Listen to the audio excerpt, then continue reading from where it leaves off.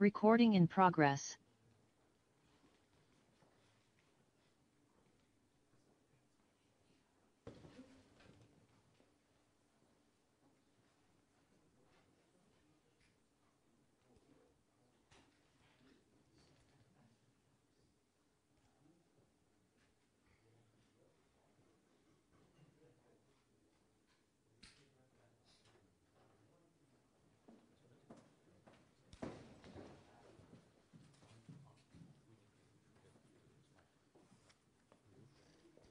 Labdien, esam gatavi preses konferencē. Pēc 15 sekundēm varam sākt.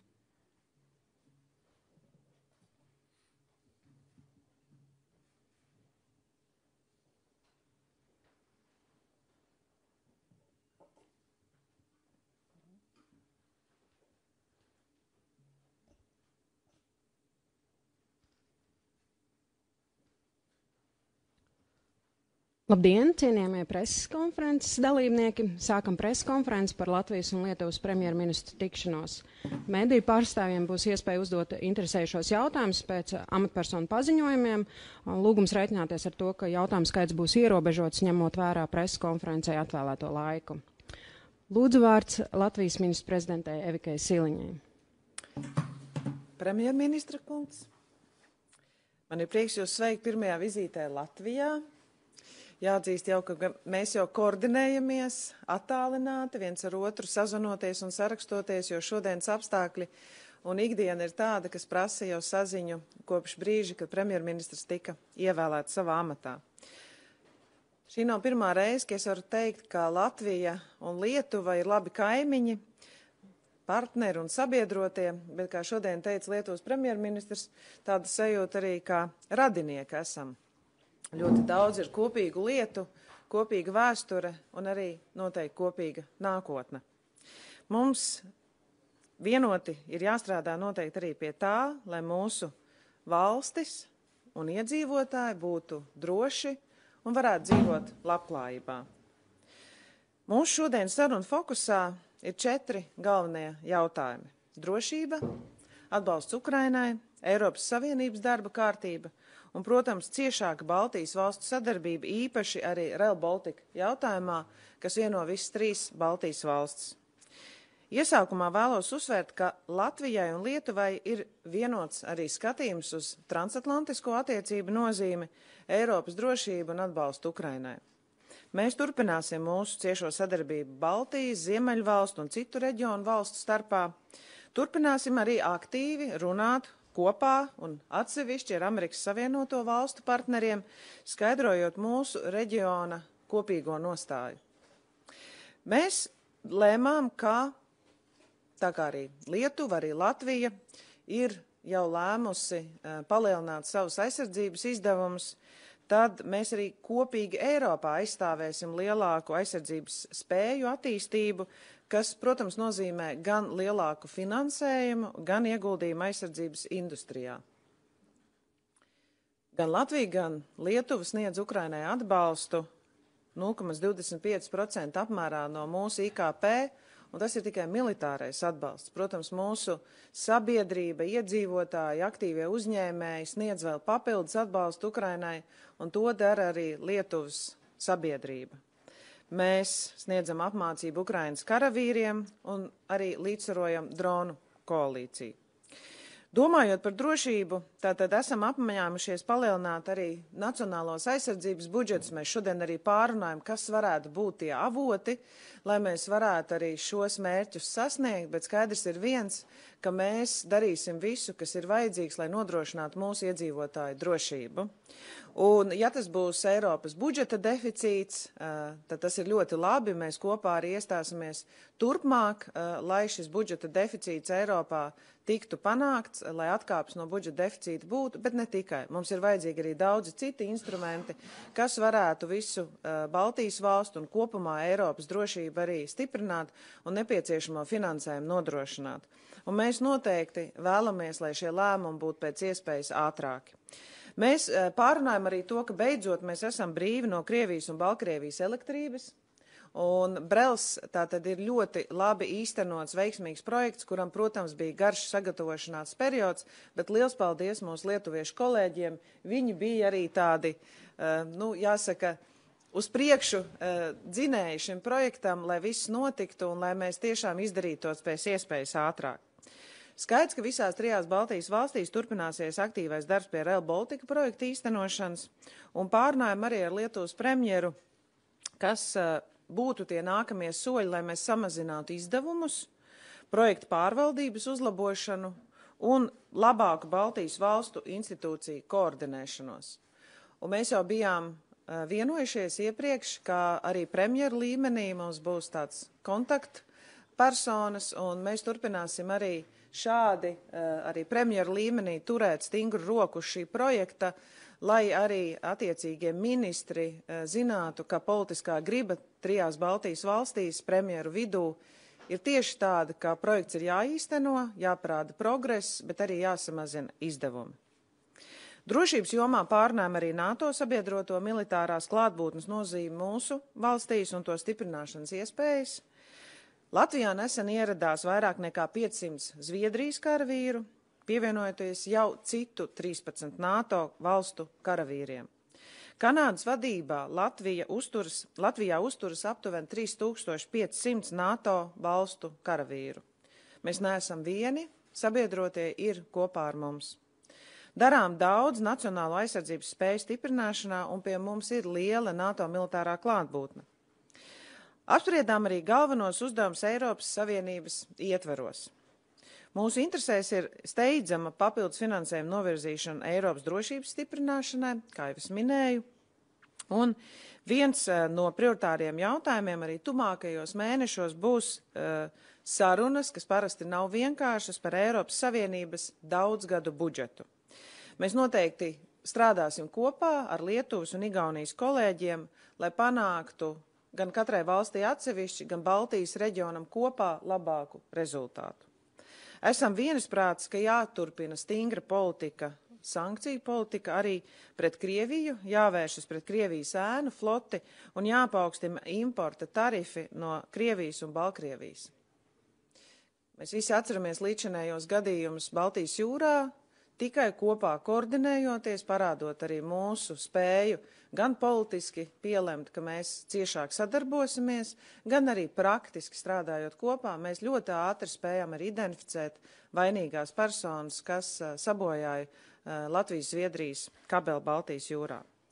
Vienlaiks, protams, vienojāmies, ka turpināsim atbalstīt Ukrainu, un šīs sarunas, kas šobrīd notiek, protams, katru dienu nes jaunas ziņas, bet mēs savā uzstādījumā paliksim nemainīgi. Lai mēs varētu finansēt arvien pieaugošās vajadzības, mēs noteikti strādāsim kopā ar Eiropas konkurētspējas un ekonomikas izaugsmes jomā, jo tas ir būtiski šim reģionam, tas ir būtiski mūsu drošībai. Mēs strādāsim kopā, lai būtu vairāk investīcijas un mazāk birokrātijas. Tāpēc kopā arī attīstīsim kapitāla tirgu un uzlabosim uzņēmējdarbības vidi kopumā Eiropā. Latvija un Lietuva un mūsu baltu tautas kopā ir piedzīvojušas sarežģītus un arī vieglus laikus. Mēs kopā izcīnījām brīvību, sastājoties rokās, veidojot Baltijas ceļu. Un tieši tāpat arī tagad mēs sastāsimies gan sadodoties rokās, gan arī sadodoties rokās mūsu politiskajā gribā, nepadoties un iestāties par mūsu Baltijas valstu drošību, neatkarību un spēju arī pārējai Eiropai saprast, ka ir jārīkojas tagad. Paldies! Paldies! Lūdzu vārds Lietuvas premjerministram Ģintautam Paluckam. Nuoširdžiai dėkoju Latvijos premjeriai už kvietimą ir galimybę lankytis Latvijoje. Iš tiesų, šiais laikais, kai geopolitinė situacija yra tokia įtempta, o diplomatinės aplinkybės keičiasi taip greitai, yra nepaprastai svarbu žinoti, kas yra tavo tikri draugai. Dar daugiau galiu pasakyti, jog į Latvius mes žiūrime net ne kaip į draugus, o kaip į giminės. Todėl ir kreipiamės braliukai Latvijai ir tikrai tai darėme iš viso širdies. Pirmiausia, norėčiau padėkoti gerbiamai premjeriai už sinchronizacijos projektą, kurį mes kartu įgyvendinom beveik 18 metų ir tikrai reikėjo sutelkto veikimo ne vienos vyriausybės ir džiaugiuosi, jog mūsų regioninis bendradarbiavimas yra efektyvus ir tai leidžia ir ateityje tikėtis, jog gebėsime įgyvendinti dar ne vieną svarbų projektą. Iš tų projektų mes esame aptarę pokalbio metu tiek atsinaujinančios energetikos plėtrą, tiek egzistuojančių elektros ir komunikacijų jungčių apsaugą Baltijos jūroje. Matome, jog situacija Baltijos jūroje įtempta ir yra šalių, kurios norėtų, jog ta įtampa ten ir pasiliktų, todėl reikėtų mums tikrai to koordinavimo ir bendrų pastangų ir ateityje. Taip pat kalbėjome apie itin svarbius infrastruktūros projektus, kurie yra svarbus tiek ekonomikai visų 3 Baltijos šalių, tiek gynybai. Išsamei kalbėjome apie Rail Baltikos projektą, kuris yra savo apimtimi didžiulis, techniniais parametrais sudėtingas, todėl reikalingas itin dalykiškas ir kruopštus politinis koordinavimas. Šiandien dėja tenka konstatuoti, jog praradome laiką, išaugo kainos, todėl čia jau reikės, kaip ir gerbiama premjerė minėjo, įsitraukimo visų 3 Baltijos šalių premjerų ir jų komandų tam, kad ištiesintume ir išlygintume šio projekto įgyvendinimo kaštus ir tempus. Kalbėjome apie gynybą, kuri yra, sakykime, gyvybiškai svarbus uždavinys tiek Baltijos šalims, tiek visam regionui. Todėl lėšos, kurios papildomai bus skiriamos, jos turi būti naudojamos efektyviai, ne tik organizuojant bendrus pirkimus modernios ginkluotės, bet taip pat ir investuojant į mūsų gynybos sektorių savarankiškumą. Tai vadinu gynybos suverenitetu, kuris leistų mums tvirčiau ir rimčiau pasiruošti ir atgrasyti bet kokias pastangas grasinti mūsų Baltijos šalims. Žinoma, nepaprastai svarbu yra išlaikyti mūsų transatlantinę draugystę ir bendrystę su mūsų NATO partneriais. Matome, jog šiandien svarstyklės krypsta į daugiau dvišalį bendradarbiavimą ir pereinama nuo tokių mums įprastų daugiašalio diskusijų formato. Tačiau čia vėlgi mūsų geri santykiai, mūsų bendradarbiavimo formatas Baltijos šalių ir Šiaurės Baltijos šalių tikrai tikiu, jog atidarys ne vienas duris Jungtinėse Amerikos valstijose, Vašingtone ir stengsimės artimiausių metų įgyvendinti mūsų bendrą vizitą į JAV. Kalbant apie paramą Ukrainai, laikas yra toks, jog iš tikrųjų bus testuojama, kas yra tikri draugai, kas vis tik tai nuo spaudimo ar aplinkybių pasikeitusių palūš. Todėl esu tikras, jog mūsų šalis Ukrainai pagalbą tęs ir tas bendradarbiavimas tęsis iki teisingos taikos. Žiūrint į priekį ant mūsų politinės darbotvarkės stalo, tikrai turėsime dar ne vieną projektą ir užduotį, kur reikės bendro sutarimo, todėl džiaugiuosi, jog tas bendras sutarimas yra, bendradarbiavimas tęsis, nes mūsų likimai yra susiję. Linkiu mums visiems didžiausios sėkmės. Paldies! Tagad laiks mediju pārstāvjiem iespēja uzdot jautājumus. Lūgums pacelt roku tiem, kuri grib uzdot jautājumus un pieiet pie mikrofona. Ziņu aģentūra Lete, lūdzu. Jā, labdien, ziņu aģentūra Lete, Līva Staķava. Būs jautājums abām amatpersonām. Vai un cik karavīrus Latvija un Lietuva būtu gatava sūtīt uz Ukrainu miera uzturēšanai? Tātad mēs esam Latvijā par šo runājuši, bet šobrīd kopumā vēl ir pāragri runāt par karavīru sūtīšanu. Mums ir jāsaprot, kāds varētu būt kopumā šis formāts.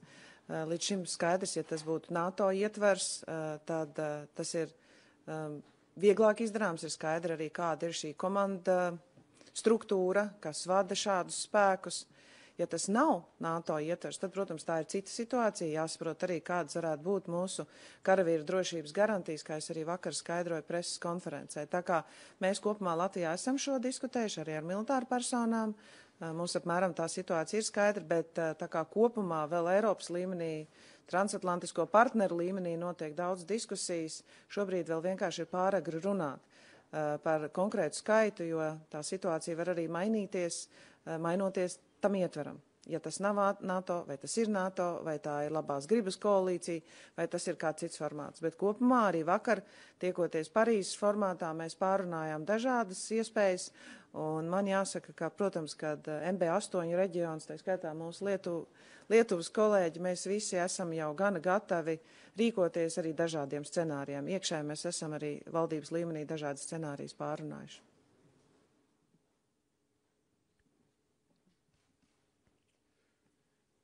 Kalbant apie taikos dėrybas Ukrainoje, pirmiausia, mes matyt turime pasiekti paliaubas, tuomet taikos tam tikrą susitarimą ir taikos susitarimo rėmuose būtų apibrėžta, kas yra ir iš ko susidaro taikos palaikymo misija. Todėl iš tiesų toks sprendimas turės būti priimtas Europos ir NATO apimtyje. Ir kalbant apie tikrasias saugumo garantijas, be JAV palaikymo, nebūtinai tiesiogiai, sakykime, savo karių pavydalu, bet be JAV karinio palaikymo tokia taikos misija nebūtų pakankamai stipri, jog pasiektų atgrasimo efektą ir nekiltų noras atnaujinti karo veiksmus. Todėl čia iš tiesų reikės įdėti labai nemažai pastangų ir džiaugiuosi, jog mūsų regione, Šiaurės Baltijos, aštuoniukės regione, ta valia yra stipri ir ta valia yra transliuojama tiek NATO, tiek ES mastu, tiek apie tai žino ir girdi naujoji JAF administracija. Nākamais. Current time. Sveiki, Denisas Kišanievskis, Laisvosios Europos radio korespondentas, Current Time TV. Aš ir premjerai norėčiau užduoti klausimą. Kadangi tiek Lietuva, tiek Latvija visada stengiasi plaukti JAV politikos farvaterėje, ar nemanote, kad dabar mūsų valstybėms reikia koreguoti savo užsienio politikos liniją? Pavyzdžiui, ką daro Vašingtonas dabar atnaujinti vienokią ar kitokią formą politinius kontaktus su Maskva, arba atvirkščiai bandyti įtikinti Trumpą keisti savo požiūrį. Ačiū. Kalbant apie diplomatinį foną arba geopolitinį foną, iš tikrųjų dalykai keičiasi labai sparčiai ir į tai nereaguoti negalima. Kai kurie net ir Europos politiniai lyderiai renkasi tam tikrą moralizavimo arba kritikos kelią, tačiau svarbiausia yra suvokti mūsų šalių ir mūsų regiono interesus ir pamėginti juos realizuoti naujoje šviesoje. Tai todėl mes ir akcentuojame, jog iš mums įprastų daugiašalio diskusijų ir santykių formato panašu, kad mūsų transatlantiniai partneriai labai sparčiai perina prie dvišalių tam tikrų santykių. Todėl mūsų regiono tvirta pozicija yra nepaprastai svarbi. Ir ne tik pozicija, bet ir pastangos atliepti mūsų partnerių lūkesčius. Mes pamename ir pono Trumpo pirmojo erą, kai jisai atvažiavęs į Europą labai aiškiai sakė, užteks joti ant mūsų nugarų, pastangas pademonstruokite. Tai štai tikrai galiu pasidžiaugti, jog Baltijos šalis tas pastangas demonstruoja, Lenkija tas pastangas demonstruoja, ilgai neutrali Švedija, Suomija įstojo į NATO, todėl mes turime pilną moralinę teisę šnekėtis ir tikėtis, jog mūsų regiono interesai JAV politiniai darbotvarkiai stovės tvirtai. Manuprāt, Lietuvas premjeras ļoti labi jau izskaidroja arī to mūsu redzējumu. Skaidrs, ka saprotot šīs jaunās administrācijas nākšanu pie varas, arī Eiropa gatavojās, pārunāja savos formātos, kā mums būtu jārēģē uz dažādiem jauniem izaicinājumiem. Un tā viena no lietām, ko mēs vienojāmies, ka Eiropai ir jābūt vienotai. Jo tas, ko arī premjers tikko minēja, ja mēs sadalamies divpusējos formātos, tad Eiropa kļūst vājāka. Un tāpēc ļoti labi, ka mēs, gan kā Baltijas valsts, gan kā MB8, tiešām šobrīd neļaujam sevi nekādā veidā sadalīt divpusēji. Mēs tiešām turamies kopā kā reģions. Mums ir svarīgi, ka mūsu reģiona intereses kopumā tiek sadzirdēts, un mēs tāpēc arī šodien vienojamies, ka mēs strādāsim kopīgi arī pie transatlantisko attiecību pilnveidošanas, bet skaidrs, ka katra diena ienes jaunas situācijas, un noteikti nebūs tas pareizākais veids komentēt katru šo arī ASV prezidenta izteikumu. Jo es uzskatu, ka Zeļenskis ir demokrātiski ievēlēts prezidents, viņš ir Ukrainas līderis, un Krievija iebruka Ukrainā, un viņi uzsāka karu. TV24. Paldies, Ants Bogstos, TV24 abiem. Pirmais, Lietuvas premjeri, jūs teicāt, ka jums no Eiropai kopumā ir jārēķinās ar to, ka atbalsts Ukrainai vai pat militāras garantijas klātbūtne Ukrainā uz zemes, katra valstī savā formātā, varētu būt bez Amerikas Savienotām valstīm. Vai tas izriet no šīs Minhenes konferencē vai citā formātā iesniegtās anketas, par ko pēdējā laikā runā, katra dalībvalsts no Amerikas partneriem ir saņēmusi tādu kā anketu gadījumam, ja mēs tā, tad cik jūs, piemēram, maksātu par ieročiem, un, amerikāņu ieročiem Ukrainas rīcībā, bet Eiropa maksātu, vai citas lietas. Un es tā kā gribētu šo jautājumu paplašināt, es gribētu zināt, kas ir šajā anketā uzdotie jautājumi, un vai valsts ir gatavs jau pa vienai, vai tad visas kopā, kā premjerministrs Šilinga tikko teica, atbildēt, un vai ir kaut kāds termiņš dots, vai ir kaut kādas summas, ja tā atbildi ir tie 700 miljārdi, kuri būs pašu un Ukrainas aizsardzībai klāt izziņotā nauda.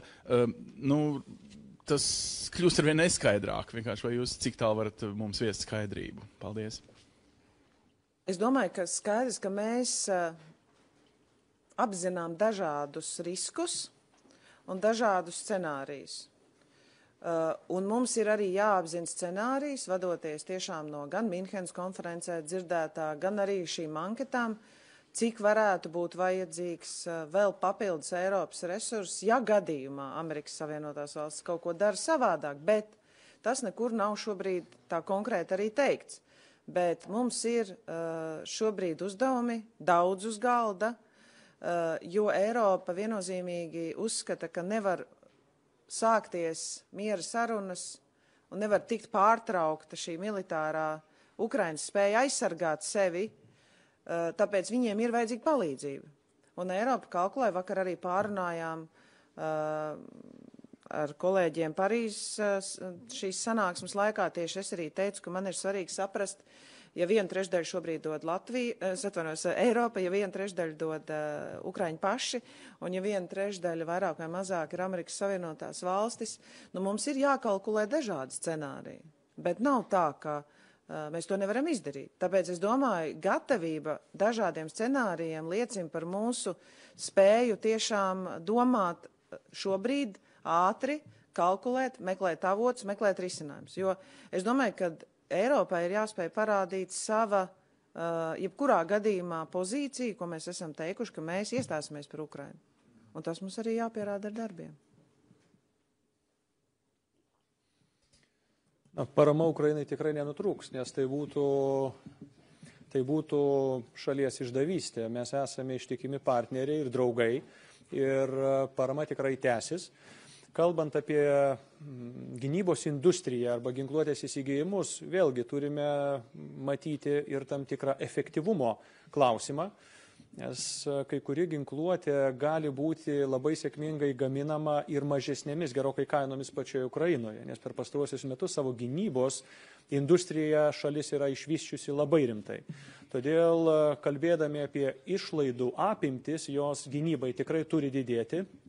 Lietuva yra nusistačiusi siekį jau kitų metų biudžete gynybai skirti nuo 5 iki 6% bendro vidaus produkto. Tai iš tiesų yra milžiniškas iššūkis, todėl Čia reikės ir Europos komisijos pagalbos tiek dėl biudžeto deficito taisyklių pakeitimo, tiek dėl skolos tam tikrų instrumentų prieinamumo. Apie tai mes ir su gerbiamu premjerė šnekėjom, nes tai yra aktualu visam regionui.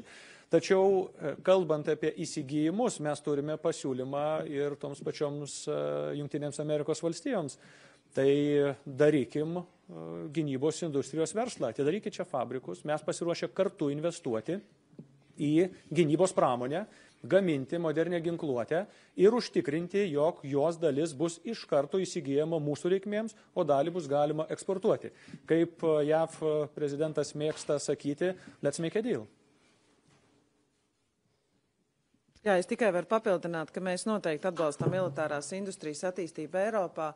Es to esmu uzsvērusi no savas pirmās dienas amatā, un arī Latvijā, tā kā mēs šajā nedēļā arī papildinājām pamatkapitālu mūsu valsts aizsardzības korporācijai, bet es arī esmu tikusi uzrunāt no lielajiem vēl militārās industrijas citiem investoriem, tā kā mēs noteikti skatāmies pozitīvi, noņemot arī kādas birokrātiskas šķēršļus, lai šī militārā industrija būtu gan mūsu drošībai, reģionu drošībai, gan arī, tā kā teica premjers, arī eksportējot un ceļot valsts ekonomiku. Paldies. Pēdējais jautājums TV3. Labdien, jautājums Lietuvas premjeram Jānis Krēvits, TV3 redzījums tā kā personīgi. Lietuvas aizsardzības ministrija ir ierosinājusi valsts izstāšanos no Ottavas konvencijas, kas aizliedz nevadāmo pretkājnieku mīnu izmantošanu. Pirms gada šeit Rīgā tiekoties visiem 3 Baltijas aizsardzības ministriem bija nolemts, ka to nedarīt. Jautājums, kas Lietuvā ir mainījies? Vai Lietuva uzņems savu veidu iniciatīvu, vadīt šīs sarunas ar visām Krievijas pierobežu valstīm? Un kas būtu jūsu iedrošinājumi vārdu Latvijas valdībai un Latvijas aizsardzības ministrijai rīkoties tikpat izlēmīgi, jo, kā saka politiķi Lietuvā, šis ir signāls sabiedrībai, ka jūs izmantojat jebkurus līdzekļus, lai aizsargātu sabiedrību. Paldies! Aš tikrai, būdamas svečiuose, nesiimsiu tokios užduoties dalinti patarimų Latvijos vyriausybėje ar ministrai pirmininkiai. Aš manau, kad puikiai su šiomis užduotimis gerbiama premjerė susidoroja. Bet kalbant apie Otavos konvenciją, iš tiesų mes turime 2 aspektus. Pirmiausia, be abejo, tai yra humaniškumas ir žmogaus teisės, bet taip pat mes turime Ukrainos patirtį, kai pavėlavus pritaikyti tam tikras sienos apsaugos priemonės, rusų kariuomenė veržėsi į priekį netrukdomai. Todėl, nepaisant to, jog gynybos ministrė Lietuvos turi asmeninę poziciją ir savaime suprantama, juk tai yra krašto apsaugos gynybos ministrė, vis tik tai šis klausimas gali būti sprendžiamas tik regioniniu mastu, tai yra sutarus Baltijos ir Šiaurės šalims. Na ir ta diskusija tikrai tęsis. O lygiagrečiai mes investuojame į mūsų gynybos industrijos pajėgumus, gaminti sprogmenis ir kitus dalykus, kurie esant reikalui, priėmus sprendimą, leistų per trumpiausią laikotarpį apsirūpinti reikalingomis priemonėmis, jog tiek Lietuvos, tiek Latvijos, tiek Estijos siena būtų saugi.